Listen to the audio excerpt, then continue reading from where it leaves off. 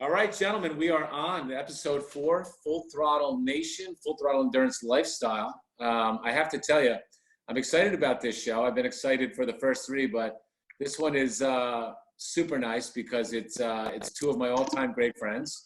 And we got Marcelo joining us from Brazil. How are you, my friend? I'm very good. Thanks for inviting me. Yeah, it's my first time doing something like this. It's our pleasure. And we got Dixon joining us from the sunny skies of Florida, but we're all a little bit jealous. Thanks for having me, guys. Good to see everyone. And as always, my co-host, David Martin. David, hi. Oh, man, I'm bummed that I'm not next to you having a beer. This is kind of weird. Well, I think that I'll take the opportunity as I'm being a little bit of a sponsor whore. Oh! And the Roca. Oh, wait, what do we got here? Athletic Brewing. Yes. We're here, people. And by the way, we need some cases because we are out. You have to explain what that is to Marcelo because he probably doesn't know about it. So this is one of our sponsors, and it is a non-alcoholic beer. It is the best made non-alcoholic IPA I've ever tasted in my life. Yeah, good. Hallie, I'd like to try it. Of it. So you can get as many as you want for free. That's good, right? Well, by the way, and an enormous code for all the athletes, and they ship direct because you don't have to be home because it's not alcohol. So they just UPS will just ship it off. Yeah, that's good. Great. So I wanted to start this episode, unlike the other episodes. I wanted to talk to you guys first and foremost about just what you guys bring to the table, and I talk about this a lot. That I think that in the full throttle hierarchy, it always rolls from the top down. And what I mean by that is it's the way you guys carry yourselves. You know, you guys are, including David, you guys are phenomenal athletes by anyone's standards, but yet you always, always, always are so humble about your achievements and what you guys accomplish. And I'd like to just start with that before we even get into the accolades of what you guys are. It's amazing to me that you guys could win any race anywhere in the country when you guys show up, yet the 3 of you happen to be in the same age group on the Full Throttle team. Talk about that. Ooh, that's true. We're all old. Marcelo, how do you feel about that, my friend? Well, I think being the part that you said about being humble and being able to get to any race and just fight for the first overall places. I think it's very important for us to remember that we do it because we love to train and we love to be a part of the team. So being a part of Full Throttle is something very important to me. So if you keep it humble and you stay humble, everything makes sense. It doesn't matter how good you are. It's something bigger than that. And when you're humble, you inspire a lot of more people than when you're not humble. So and when you're humble, you got nothing to lose. You know, I'm here because I love it. It doesn't matter if I win or if I lose. I'm here to inspire people and to do what I love. I love to train, to be every day at the pool. I miss training with every day. So knowing that this is the most important thing, it's what keeps it inspiring people. So that's what it is about for me, you know? Yeah, that's pretty awesome. Dix, how do you feel about that? I completely agree. I mean, I think if Marcelo and David are in a race that I'm in, I'm definitely not going to win it.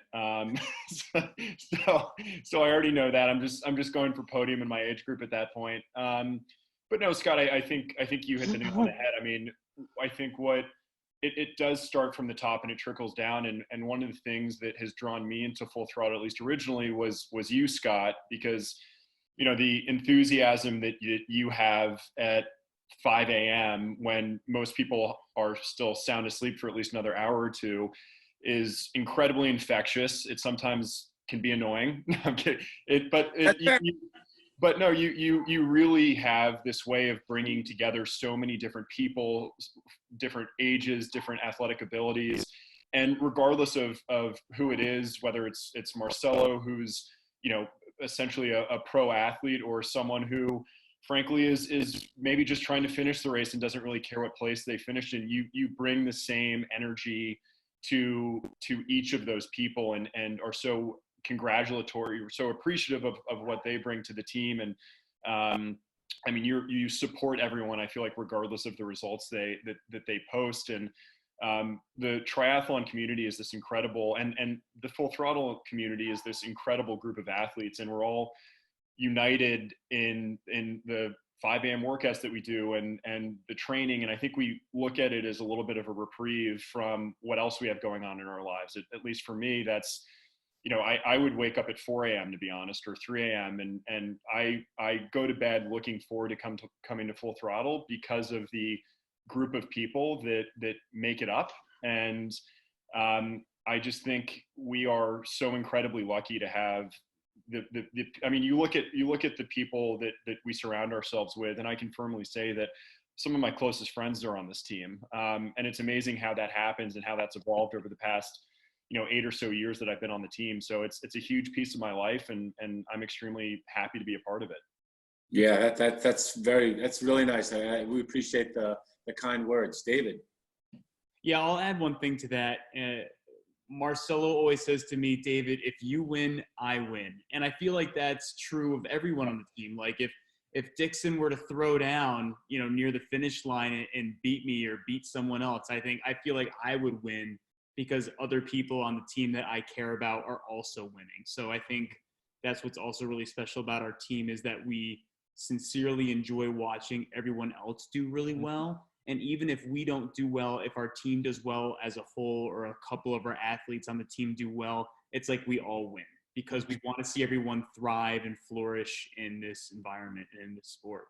Yeah, and I think that's why we really made it so strongly advised over the last 2 years in particular. We have an incredible run of championship races. In fact, certainly the most team championship races in the country, but that we all get to hang our hat on a team win. And it feels so good to race together, and everyone contributing at whatever level they're contributing. Just by being there, it really elevates all of us. When you converge on a race in groups of 50 to 100, it's a much bigger deal than showing up with 3. Yeah. I would add too that I think that we are individually competitive, but as a team we are I think very kind of collaborative, so to speak, meaning that, we each want to, we motivate each other to work harder, right? Like if I see Marcelo, who races in a half Ironman event, or David, who does the New York City Tri, or whatever race it is, and one of those guys has a massive race, it motivates me that much harder, or that much more to train harder, because I know that they are setting a really high bar, and that just elevates my game. And so if we can do that, where we're motivating each other and we're competitive, but not to the point of exclusivity, is huge. And that's what we have on the team. And I think that's really hard to find.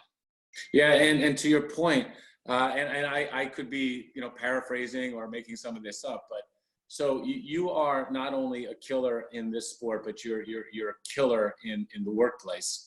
And you were with Goldman and were moved to London for a period of time, which I think was going to be 2 years.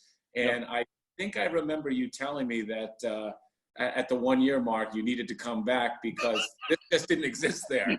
And to hear that you would leave Goldman to come back to Full Throttle, amongst the other things that you missed, I have to tell you, I felt it.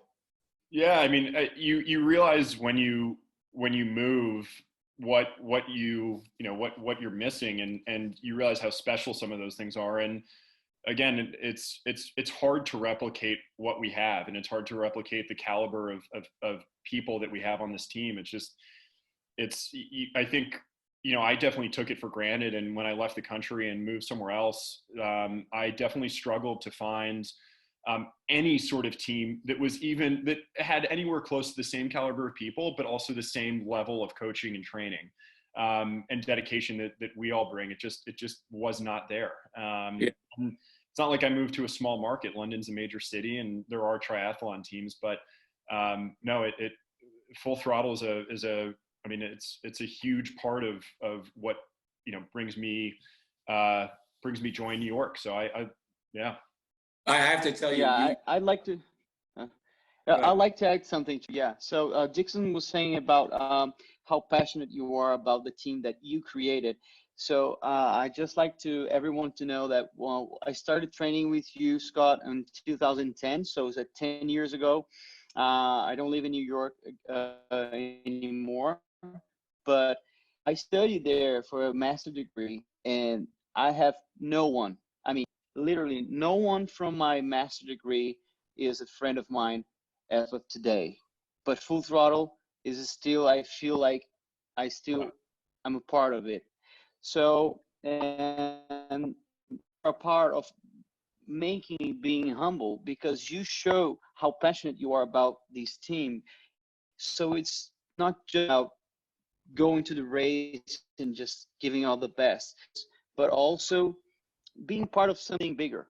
So everybody should know that racing, especially long distance racing, there are so many variables that can go wrong. So I mean, so many things that you cannot control. So that's what makes people like a good idea of being humble, because you can't control everything. So just go there and do your best and just like be happy with what happens, because we can't control everything. So Yeah, no, I got to tell you, it humbles me more to hear you guys speak so nicely about the program and basically the cult that we have created. It really is such a strong group, and I want to that speaks to your hard work. You know, the three of you are three of the hardest working athletes I have ever been around in my life, and I mean that. I've been around a lot of athletes, and your commitment to being the best you can be on any given day is truly unbelievable. And I want to tell the nation that at one time I could whip Marcelo's ass in the pool. I need to be crystal clear.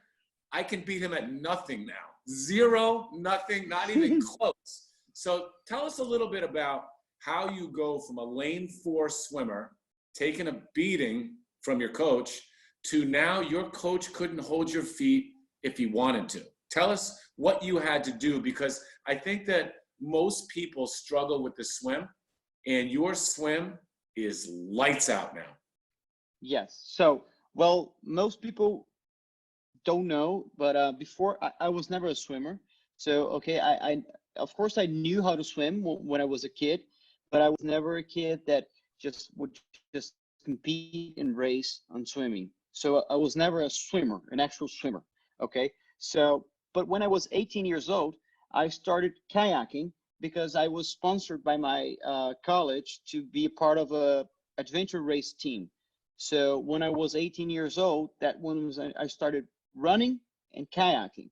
So I do believe that 5 years of serious kayaking gave me the strength, the core, the maybe the power of the shoulders. That's what I believe, because I don't have any background in swimming.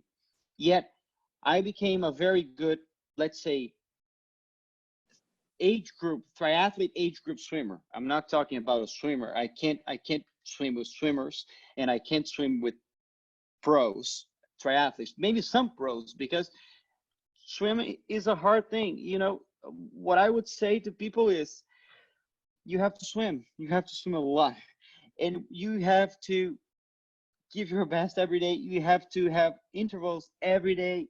So in 2010, that's true. I was a lane 4 swimmer, and you could just kick my ass whenever you wanted. But I always felt like I had a lot to improve. I knew that. Some people feel they can't improve. I mean, if someone says, "Oh, I swim 5,000 yards every day for the past 3 years, and I can't go any further." Okay, maybe you have reached your limit. I don't know. But if you swim 2 times a week, 3,000 yards, you can't say you can improve. You cannot improve because you don't swim a lot. So try swimming 5,000 yards every day from Monday to Saturday for 3 years. Then we can, if you don't improve, then maybe you have a serious problem. But I think 99%, of the people will improve a lot.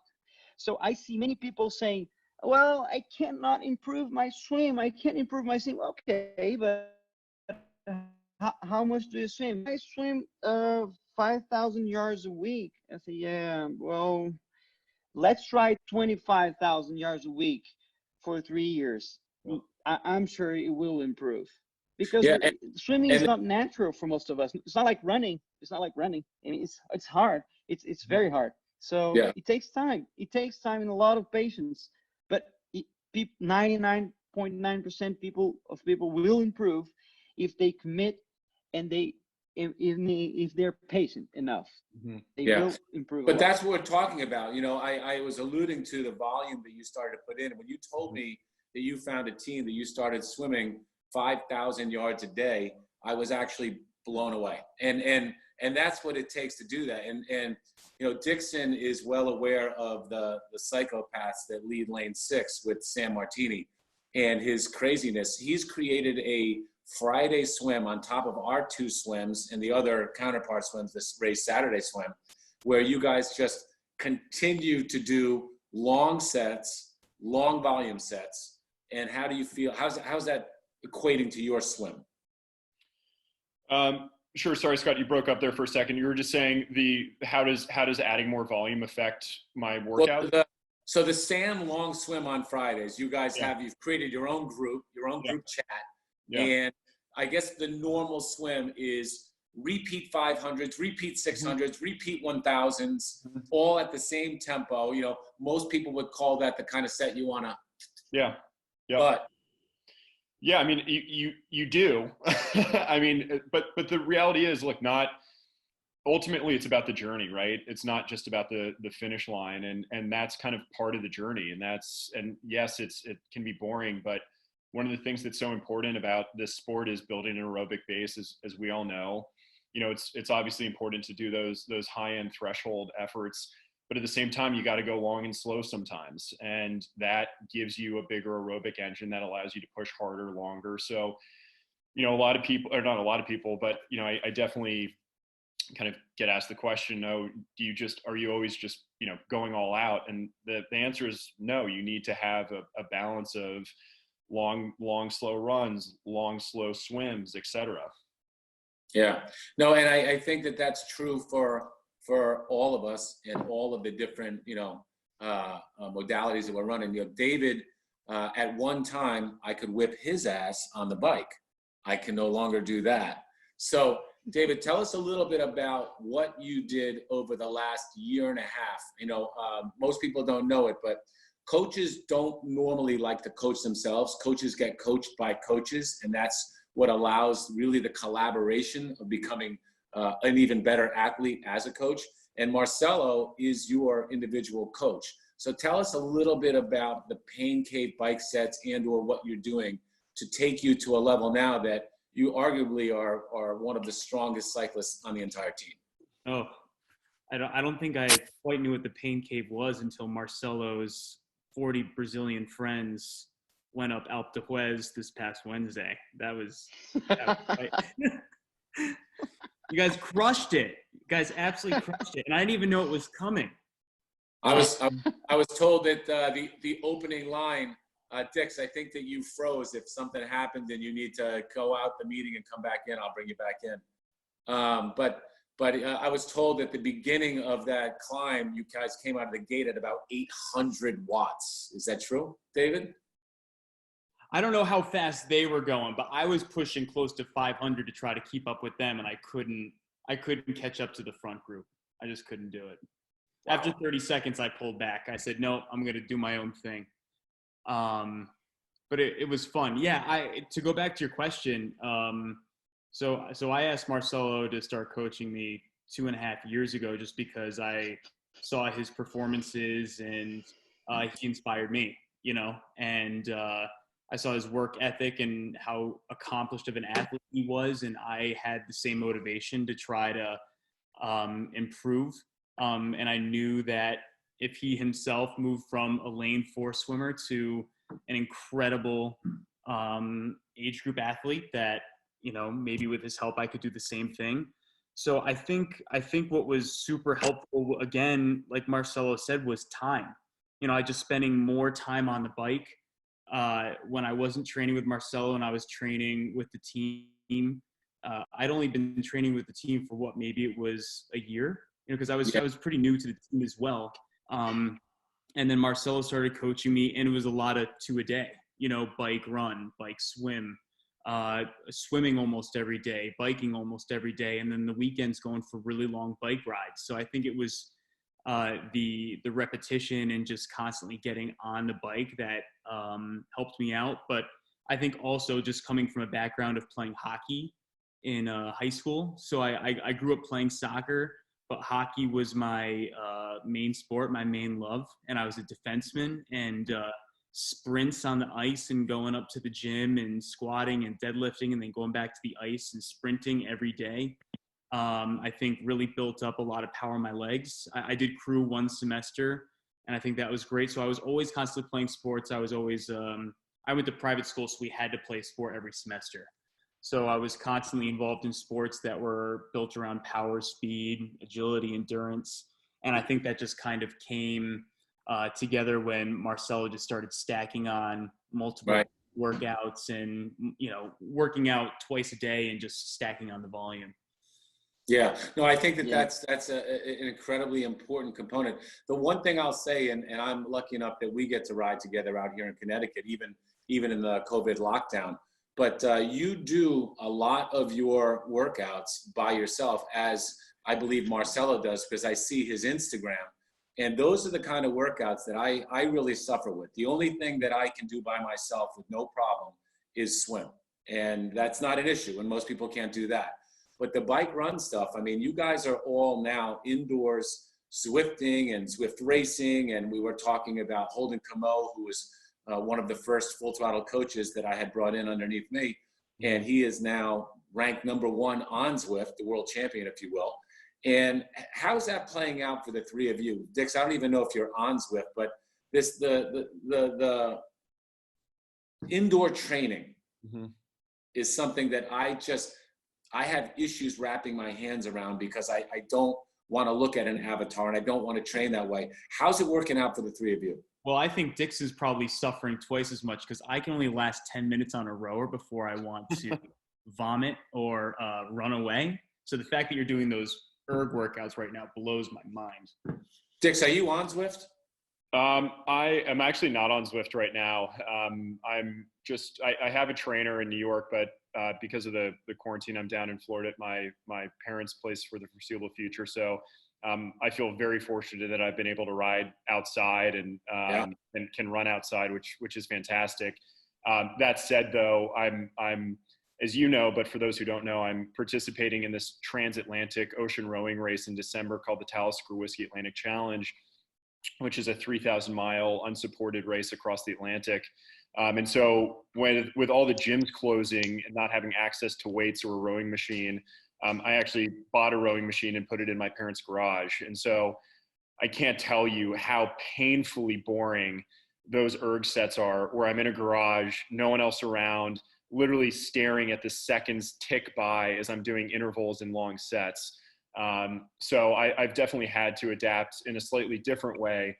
But look, it's tough, but for me, at least, I feel like even if I'm not on Zwift, or even if I don't have friends that are on a rower at the same time that I am, I still text, whether it's Conley, Michael, Scudder, you guys, Drew, Mateo, Piers, Sam, Bill. I mean, there's a huge number of athletes that I feel like I text on a frequent basis and share what I'm up to with. I'm also on Strava. So I still feel like there's that sense of community, and that if I don't post a workout on Strava, I feel like I'm held accountable for that.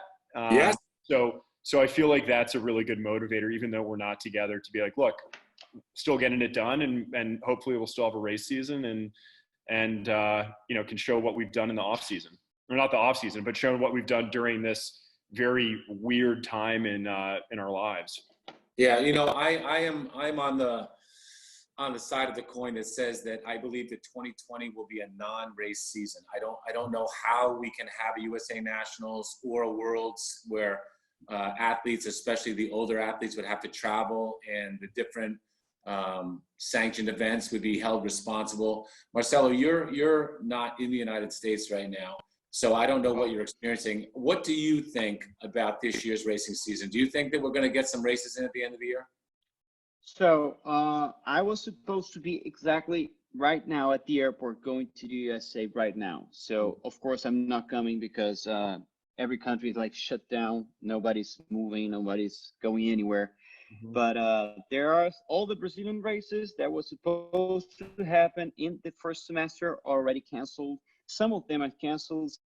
Some of them are postponed for until August. The Ironman that will be racing in May is supposed to happen in August, but I don't think it's going to happen because because of is that Connecticut? What? No, that was no, that was the Ironman in Brazil. The Ironman in Brazil, the full Ironman. So, and that's not going to happen. I don't think it's going to happen in August because we got like basically 3 months and a half, and the governor just said today that the quarantine is going to be at least at May 15, and then we don't know what's going to happen. And the pools, once the quarantine is over, we don't even know if we'll be able to train together. I mean, there's going to be new rules for everything, and I don't think the race directors will take the chance of having, just like you said, old people coming from all over the country and all over the world for a race. I mean, so many people are going to cancel their registration and ask for their money back.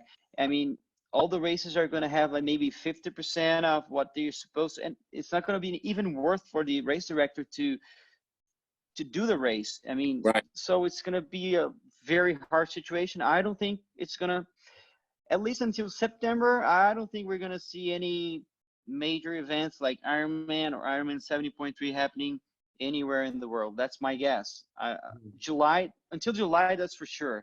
Yeah. I mean, but my guess would be until September, not going to happen. Hey, Marcelo, I'd like to hear your point of view on what Scott asked about indoor training and bike training on Zwift and Berg, and how important that is for you. I wrote some notes here. Well, when you came to me and asked me if I could help you be your coach, I was very happy and a little bit scared at the same time, because it was the first time that, how can I call you, an elite athlete, I mean, a guy with a very good performance was asking me to coach him. I mean, I was thinking, well, this guy knows a lot about training. How can I help him? I mean, I know he wants to get better on long distance racing. So that's what he said to me. So I have to let him know what I've learned from my experiences, because all the theory, this guy already knows everything from the theory. I have to tell him what I've learned from my experiences. So what I have to tell for most people, especially from long distance racing, is, well, we got the indoor training, especially the bike indoor training, to our body to ride with the legs. I mean, it's when I say ride with the legs, because many people ride with their hearts. They just spin the legs so fast. I mean, it's easy. It's easier to keep your power up when you're spinning a lot, but you're just making your heart work too hard, and you're not gonna have anything left for the run. How many of you have seen so many good runners? I mean, I know a guy who runs a 1:15 half marathon, 1 hour and 15 minutes. He's very fast. But when he goes to the triathlon and you have to bike first, he goes like 1:35. And I say, what happened to your run, dude? Well, he spent all his heart trying to ride that bike with the heart. He doesn't have the legs to ride. He just screwed it up. So I think the indoor trainings, we can control the whole environment. We don't have to pay attention to traffic. We don't have to pay attention to anything. We're secure inside our own living room or a bedroom, I don't know. So you can control everything. So it's the perfect time for you to do like big gear workouts, sprint workouts, so interval workouts. And you can just go to the road for the long rides, for the easy rides, but interval workouts, I think that indoor training is the best, as you can control everything. So I do believe that Zwift, or if you don't have Zwift, you can just like do it without Zwift. But I think Zwift makes you more, I mean, makes you want to give your best, you know, because you have other people there, you have like a competition if you want. But so indoor training is the best for you to do the specific workouts. It's not as fun as going out to Central Park with the team. It is not as fun. Definitely not. It is not. I mean, I would rather go with you guys to the Central Park at 5 a.m. and have our hard ride there.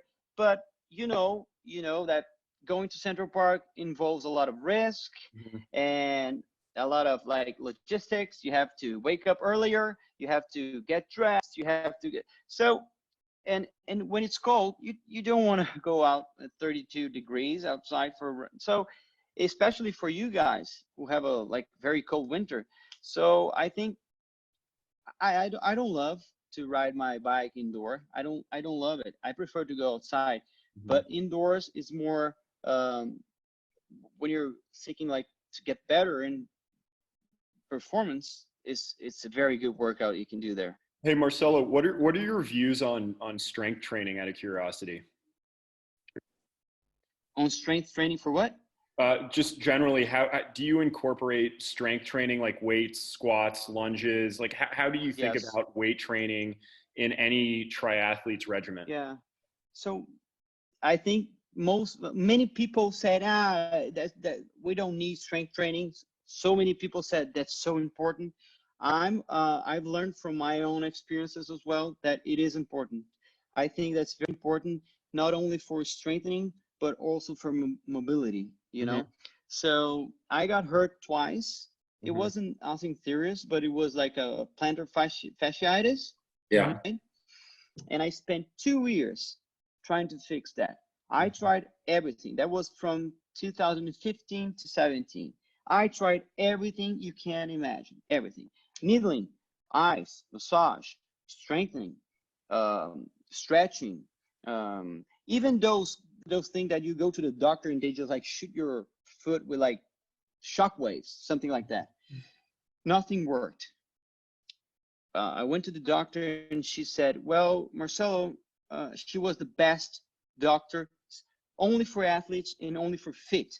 So, I mean, the best in the country. And she asked me for like 5 different exams. She looked at everything and she said, well, Marcelo, your problem is that your glutes and your core is too weak. And I said, come on, doctor. My feet hurts. It's not my core. It is your core. I said, you're kidding me. So you're going to do 2 months of these workouts 4 times a week, no run for 2 months, and do these workouts.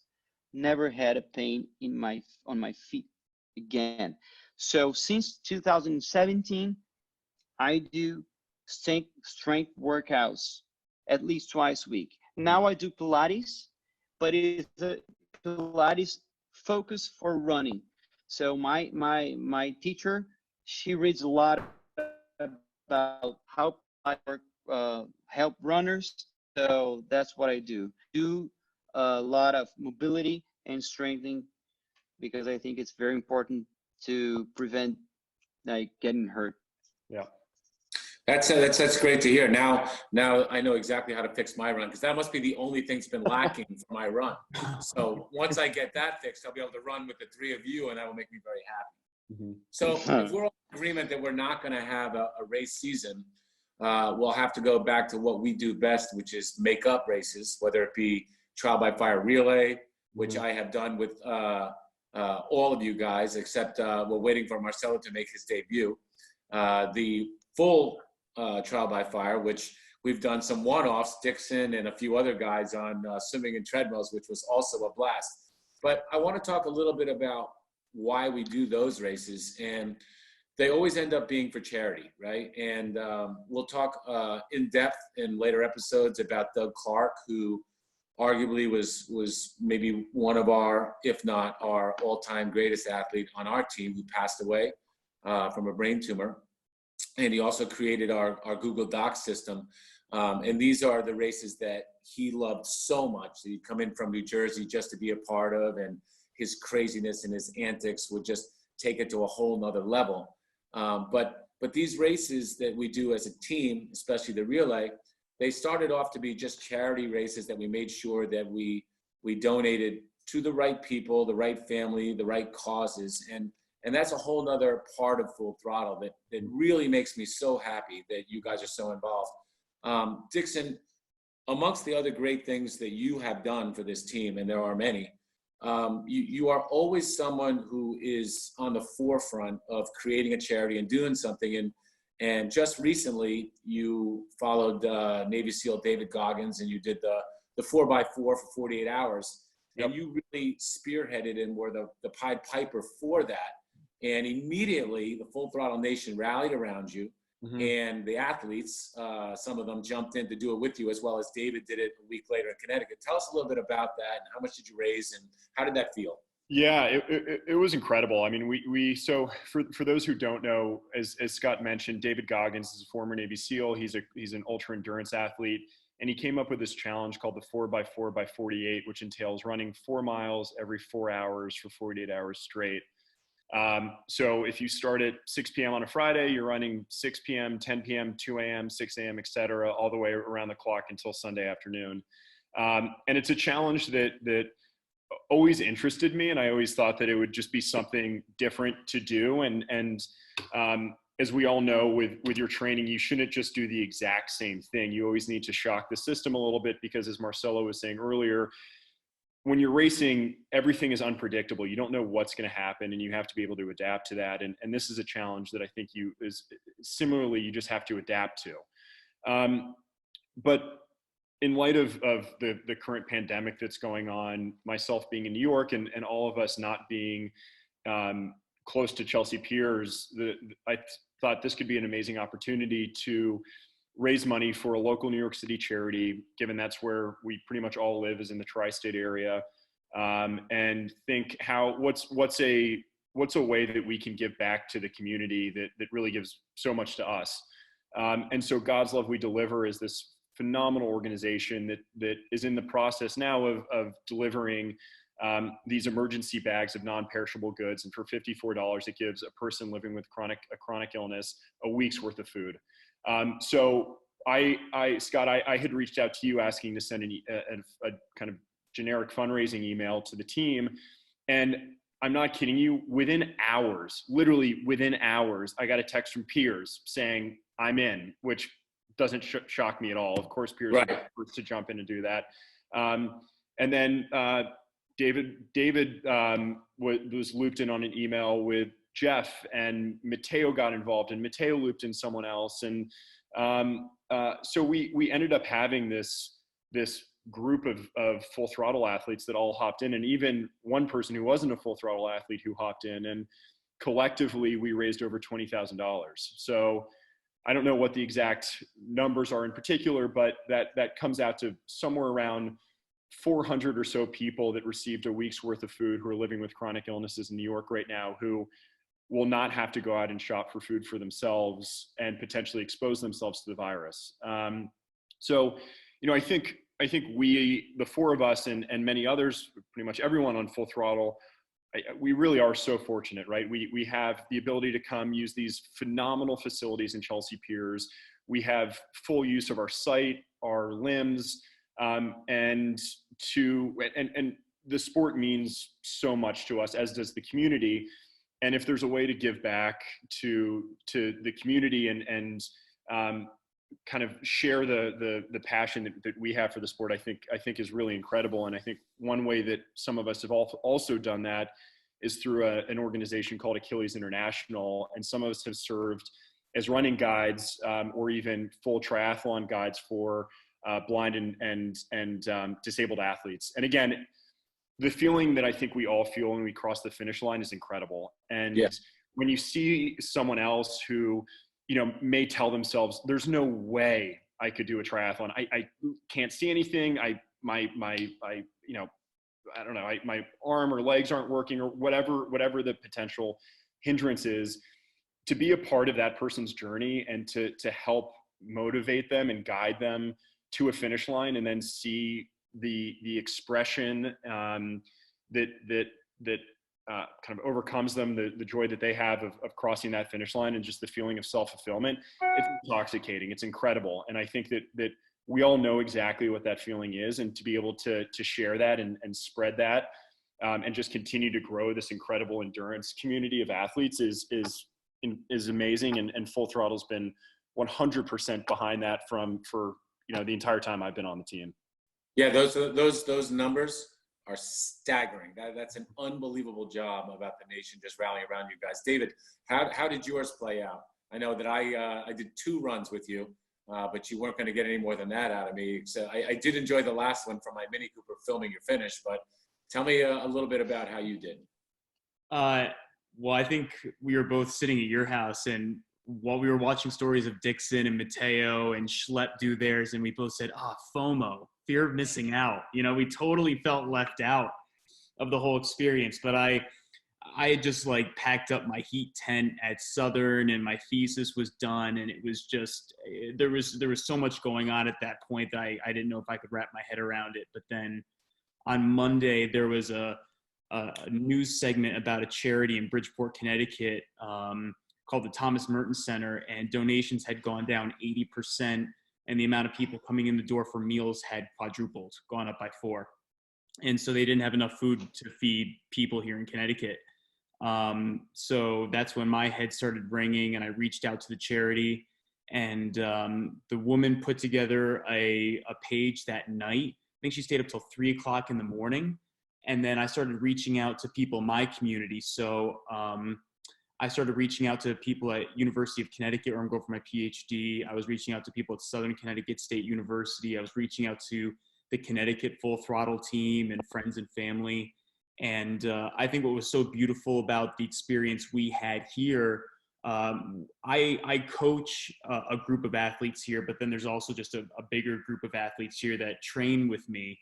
And as soon as I told them about the project, they all jumped on board in a group message and said, all right, I'm going to do 2 a.m. with David. I'm going to do 6 a.m. with David. I got the 10 p.m. slot. I never asked anyone to run with me, and everybody else's concern was making sure that I had company every leg of the way, which was just so special, and it was emotional. And I had athletes driving to my house at 2 o'clock in the morning to run with me.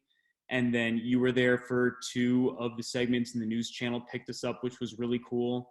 And by the end of it, we raised we're over $4,000. And the $4,000 actually runs the food kitchen at the Thomas Merton Center for 4 months. And it feeds 165 people for 2 weeks. So that's incredible. Amazing. Yeah. Amazing. That's amazing. Dix, how many of those runs did Mac think about doing with you? Mac, can I say no comment on that? Yeah, sure you can. I mean, listen, he is younger and faster than me. I gave David 2. Are you telling me your brother didn't give you 2? No. Mac joined me, which is very nice of him. He obviously wasn't jumping up and down for the 2 a.m. or the 6 a.m. shifts, but jumped in during daylight hours. But no, to David's point, the support was phenomenal. I had a number of friends who joined for various runs, a couple for the 6 a.m., 10 a.m. Basically, every run from 6 a.m. up until 6 p.m., I had people join me. So it was a pretty incredible outpouring of support. And I think it's also important, when you turn on any sort of news channel nowadays or right now, there's very rarely positive news. And so I think, to be able to do something like this, doing something we love, supporting something that where there's a kind of a greater social cause to it, that's positive, that people can rally behind. It feels great, and it brings levity to a situation that we're all in right now that's very serious. Yeah, no, I couldn't agree more. And in fact, people say all the time, that team is too performance oriented, that team is too this, too that. The truth of the matter is that it is probably the best amateur team in the country, arguably in the conversation at least, but it is a ridiculously strong team. And I've said it time and time again, this group of athletes that you train with will be the athletes that you have to beat when you're actually racing. You don't have to worry about anybody else. The three of you alone, as I look at the three of you, three of the best athletes I've ever been around, are in the same age group, on the same team, and your training and your commitment to what it is just outstanding. But I still hang my hat on the social aspect, the brotherhood, the sisterhood, the Full Throttle Nation coming together always to train together. You know, and Dix qualified for his first Worlds, which could not be any more proud of you. I think it's amazing. I hope that it happens. If it doesn't, I'm sure there'll be a mulligan, no different than the Olympics. But to the other two of you, David made sure that the Full Throttle logo was on his Team USA World outfit. And it's just something that I think that everybody that watches him go off and do that may not have the ability to go to Worlds themselves appreciates and acknowledges, and certainly supported while you were there. And Marcelo going to Worlds and choosing to wear the Full Throttle singlet over his countries, I have to tell you, it was maybe one of the most inspiring, meaningful moments that an athlete could have done for the Full Throttle Nation. You are, without a doubt, the most respected athlete on this team, and people love you. And I think it's important. Yeah, I think it's important for the three of you to understand what leaders you are, coaches and captains. And I could not be any more proud of the three of you to be a part of this. You have all made it grow. And I hope that the people that are watching today understand that it doesn't happen overnight, that each one of you had to work harder and harder. And that's why you are where you are. Oh, that was very sweet, Scott. Thank you. Thank you. Thank you. Thanks, Scott. That means a lot. So just to finish, the Trial by Fire is a race that I've been wanted to race for a long time. I never got to be a friend of Doug, but Doug, as well as you, Scott, was like the most two important guys that made me want to be a better athlete.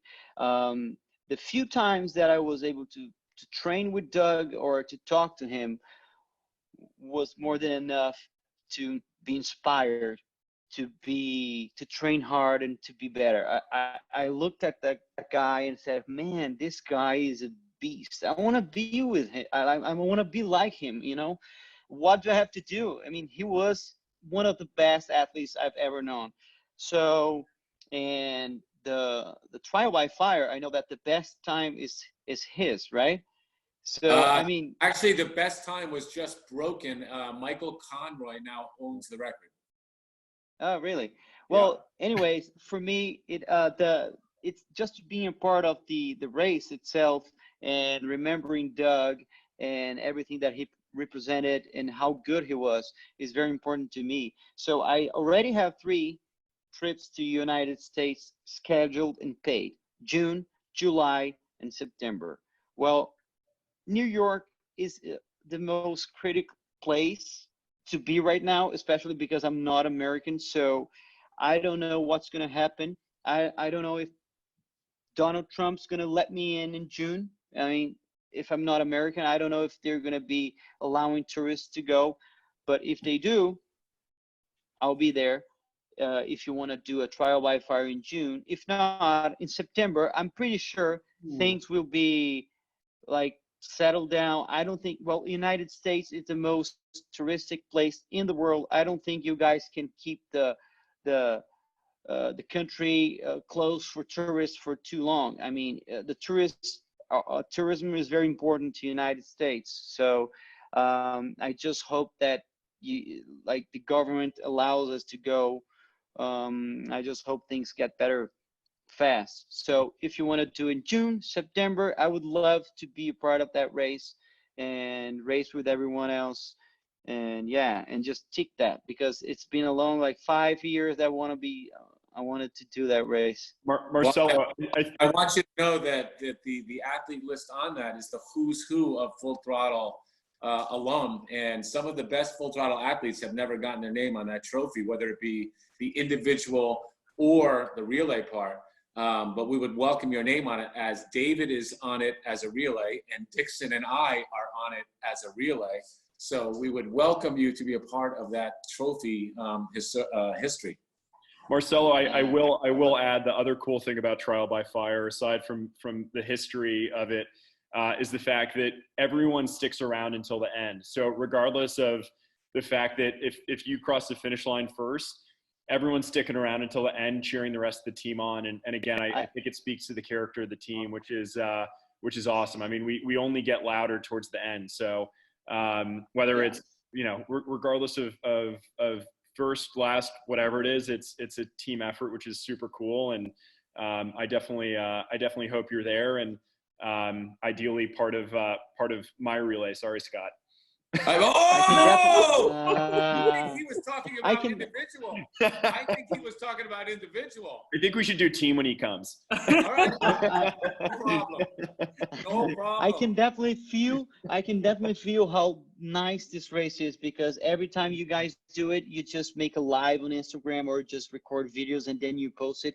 And I see everyone on the track cheering for everyone. I can feel it from here, thousands of miles of distance. Just for an Instagram video, I can feel how cool it is. I want to tell you that I actually saved the video for after this podcast YouTube video that we're doing now, and it will go out tomorrow morning, and you guys will see what this last year was like, as it was epic, and there were mistakes made by the elites, including myself, going two laps too long in the pool, and it is what it is. But it was a great time, and again, I can't thank the three of you enough. I love you all. You're my brothers, and thank you for making the time tonight. Yeah, great. Thank you. Miss you guys. All right, guys. We'll talk later in the week. All right. Have a Stay safe. All right. Bye. Bye. Adios.